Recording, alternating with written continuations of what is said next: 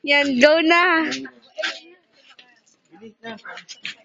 Maaari niyo po bang ilarawan ang inyong pagsasama bilang mag-asawa? Kamusta naman po ito?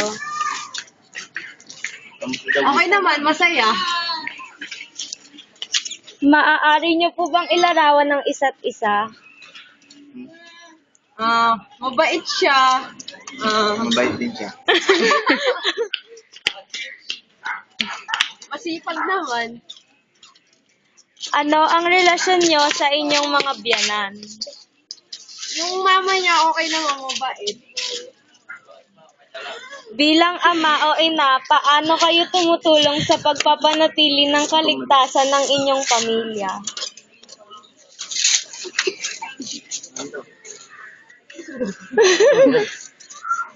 Iya to eh.